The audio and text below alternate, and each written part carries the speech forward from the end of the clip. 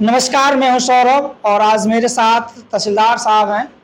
आप देख रहे हैं द आदि मीडिया। इनसे हम जानने का प्रयास करेंगे कि यूपी पीसीएस की अगर कोई लड़का या लड़की तैयारी करना चाहता है तो कैसे तैयारी करे, कितने दिन में अगर तैयारी करे कैसे करे कि यह सफलता जल्द मिल जाए। मेरे चैनल पे स्वागत है आपका। Thank you. क्या नाम है सर आपका? राम अवध शाह। राम अवध साहब, जी। कहाँ के रहने वाले हैं आप? मैं बेसिकली देवरिया जिला का रहने वाला हूँ और किस पद पे आप पोस्टेड हैं अभी? अभी मैं नायब तहसीलदार के पोस्ट पे हूँ। 2022 पीसी से सिलेक्शन हुआ है। नायब तहसीलदार। हाँ जी। अच्छा, ये बताइए जैसे यूपीएससी और पीसीएस दो होता है, हाँ। तो इनमें दोनों में अंतर क्या है?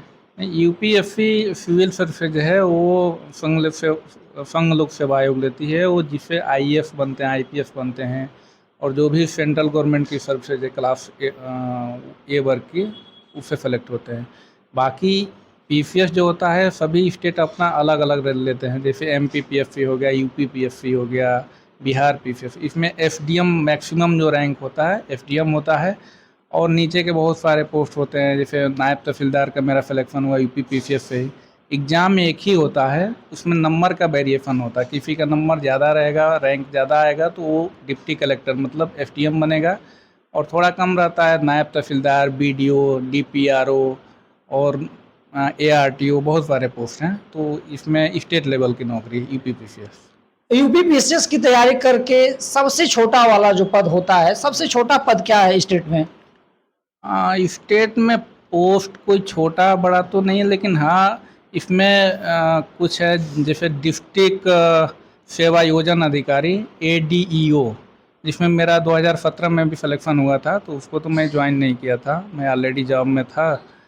तो ये छोटा है, मतलब जिले लेवल का ही पोस्ट है, सेवा योजना अधिकारी। बाकी प्रशासन में, एडमिनिस्ट्रेशन में है तो नायब तहसीलदार है, इससे ऊपर प्रमोट करके एसडीएम बनते हैं, तहसीलदार, एसडीएम, एडीएम तक जा सकते हैं इसमें।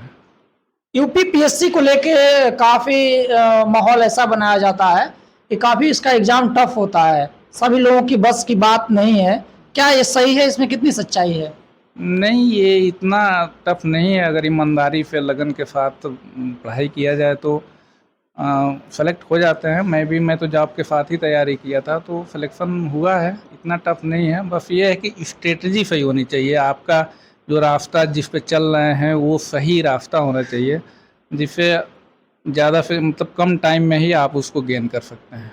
और यूपीएससी की तैयारी करने के लिए, यूपी पीसीएस की तैयारी करने के लिए कितने घंटे की मिनिमम पढ़ाई होनी चाहिए, स्टडी?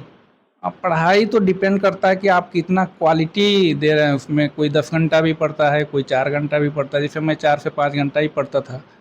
आप 10 घंटा पढ़ रहे हैं लेकिन फोकस अगर वहाँ नहीं है तो कोई मतलब नहीं है उस 10 घंटे का।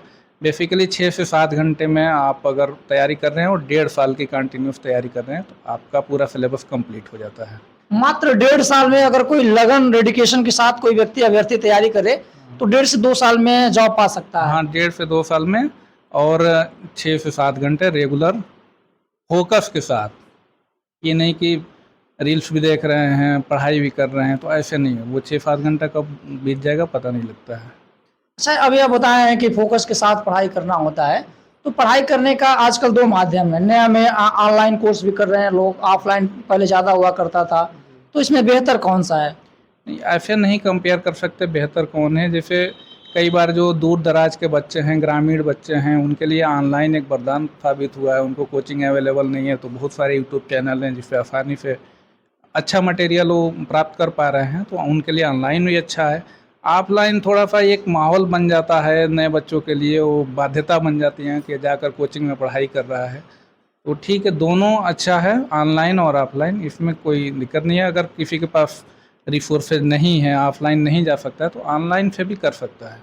इसमें क्वेश्चन जो पूछे जाते हैं, जो इंटरव्यू होता है या फिर जो रिटन एग्जाम्स होते हैं, उसमें किस प्रकार के क्वेश्चंस होते हैं, किस लेवल के होते हैं? यूपी पीसीएस की अगर बात करें तो इसमें 3 स्टेज होता है, प्री, मेंस और इंटरव्यू।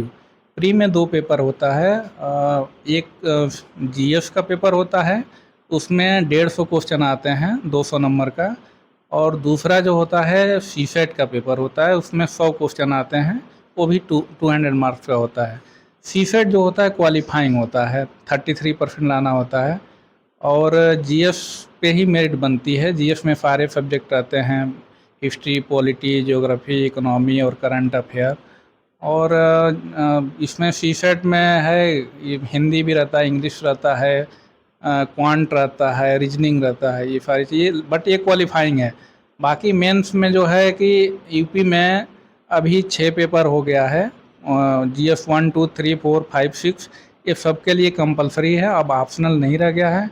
और दूसरा एक हिंदी का पेपर होता है, यूपीएससी में हिंदी का पेपर क्वालिफाइंग होता है, बट इसमें जो है मेरिट में जुड़ता है। और एक एस्से का पेपर होता है 150 नंबर का, जिसमें 3 एस्से लिखने होते हैं 700 वर्ड्स में। इसके बाद जब फाइनल रिजल्ट में मेंस के बाद रिजल्ट आता है तो इंटरव्यू के लिए सेलेक्ट होते हैं, मतलब लगभग 2.5 से 3 गुना बच्चे, जितना सीट रहता है, जैसे 1000 सीट है तो 2800 से 3000 बच्चे सेलेक्ट होंगे। फिर इंटरव्यू होता है, इंटरव्यू में जनरल अवेयरनेस पूछते हैं, कभी सिचुएशन बेस्ड क्वेश्चन पूछ दिया कि आपको ये बना दिया जाए तो आप क्या करेंगे, इस टाइप के क्वेश्चन। वो 100 मार्क्स का ही है, उसमें बहुत ज़्यादा वेटेज नहीं इंटरव्यू का। मेंस सबसे इम्पोर्टेंट है इस एग्जाम। सर यूपीपीएससी के लिए पैसा कितना बाधा बन सकता है? पैसा तो आज के डेट में मैं नहीं कहूँगा कि कोई बहुत बाधा, फॉर्म भी है, बिल्कुल 100 रुपये का फीस लगता है, मतलब, और ऑनलाइन रिसोर्सेज हैं, फ्री हैं यूट्यूब चैनल पे, तो इसमें पैसा की बात नहीं आती है। हाँ, थोड़ा पीवाईक्यू है, उसमें एक पीवाईक्यू ले लीजिए, ज़्यादा रिसोर्सेज खरीदने के लिए तो उसमें बहुत सारे पैसे लग जाते हैं। जैसे कोचिंग कोई ज्वाइन कर लिया तो कोचिंग लाख रुपए ले रहे हैं। हालांकि इसके लिए ज़रूरी नहीं है कि कोई कोचिंग ज्वाइन करे उसी का सिलेक्शन होगा, तो पैसा अभी आप नायब तहसीलदार हैं सर, आप का कार्य का जो एक्टिविटी होता है, जो रूटीन होता है, किस सेक्टर में आपको कार्य करना होता है नायब तहसीलदार को? नायब तहसीलदार बेसिकली राजस्व विभाग का काम देखता है, बाकी ओवरऑल प्रशासन की जिम्मेदारी होती है। उसमें सभी लॉ एंड ऑर्डर मेंटेन करना रहता है पुलिस के माध्यम से। आपके पास, मतलब नायब तहसीलदार के पास बहुत सारे शिकायत आते हैं, किसी का जैसे कोई खेत है, बैनामा कराया, खरीदा, कोई दूसरा जो है कब्जा कर लिया, उस तरह की शिकायत आते हैं। दूसरा जो अभी हमारे पास किसी के नाली का झगड़ा है, किसी का घरेलू हिंसा है, किसी का पति मार रहा है, कुछ इस तरह की चीज़ें, तो इसमें हर तरह की चीज़ें आ जाती हैं लॉ एंड ऑर्डर में। और आपके पास पावर होता है, आप पुलिस के माध्यम से उसको निस्तारित कर सकते हैं। आप राजस्व विभाग में हैं, काफ़ी गलत सही कामों के लिए प्रेशर होता है पॉलिटिक्स यानी नेताओं का, तो उसको आप लोग कैसे हैंडल करते होंगे? प्रेशर तो रहता है, कई बार गलत काम के लिए भी फ़ोन आते रहते हैं, लेकिन आप रूल से चलिए। हाई कोर्ट के जो गाइडलाइन है, सुप्रीम कोर्ट के जो गाइडलाइन है, आपके राजस्व संहिता दिया गया है, उसके आधार पे तो कोई प्रेशर इतना मायने नहीं रखता है। हाँ, आपको नॉलेज होना चाहिए कि आप पेपर में कितना स्ट्रांग हैं, तो पेपर हैंडल कर ले जाएंगे। और अपने हिसाब से जो एस्पिरेंट हैं यूपीपीएससी के, आप क्या ओपिनियन देना चाहेंगे उनको? मेरा ओपिनियन यही है कि ईमानदारी के साथ, लगन के साथ अपना तैयारी करें, डेडिकेशन के साथ। बाकी सिलेबस जो दिया है उस पर बिल्कुल स्ट्रिक्ट रहें कि ये ही सिलेबस हमको पढ़ना है। और पीवाईक्यू जो है सबसे इम्पॉर्टेंट चीज़ है, वो बताता है कि हमको क्या पढ़ना है और क्या नहीं पढ़ना। पीवाईक्यू से उनका एक दायरा तय होता है, अदरवाइज ये इसका कोई लिमिट नहीं है। ये कोई 18 घंटा 16 घंटा भी बताते हैं कि पढ़ते हैं, उनका सिलेक्शन नहीं होता है। तो सिलेबस और पीवाईक्यू पे बिल्कुल स्ट्रिक्ट रहना है और फोकस के साथ पढ़िए, जब पढ़िए तो पूरी लगन के साथ, और इतना कोई टफ एग्जाम नहीं है। आप स्पेसिफिक इसके लिए तैयारी कितने सालों में की और कितने दिन में नायब तहसीलदार बन गए आप? नहीं, स्पेसिफिक तो मैं इसके लिए बहुत ज़्यादा पीसीएस के लिए तैयारी नहीं, मैं यूपीएससी के लिए तैयारी करता रहा। बीच में इसको दिया था जब यूपीएससी में नहीं हो पा रहा था, तो बाकी मैं नौकरी भी करता रहा, तो इसलिए ज़्यादा टाइम नहीं दे, कभी 2 घंटा भी दिया, 4 घंटा दिया, हफ्ते में पूरी हफ्ता नहीं पढ़ाई किया। तो मेरा कोई टाइम गाइडलाइन नहीं तय किया जा सकता कि इतना समय लगता है, लेकिन 1.5 से 2 साल जो मैं बताया पहले ही, उतना टाइम पर्याप्त है मेरा। आज आपके अंदर वो जो अभी आप यूपीएससी की बात बताए हैं, वो सपना, डेडिकेशन और टारगेट है या फिर खत्म हो गया है? नहीं, अभी बचा हुआ है। लास्ट अटेम्प्ट मैंने दिया है मेंस का, अभी नेक्स्ट मंथ रिजल्ट आने वाला है, तो हो सकता है कि हो जाए, अभी तो है।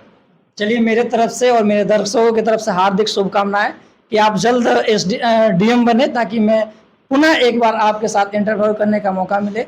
नमस्कार, वीडियो देखने के लिए धन्यवाद।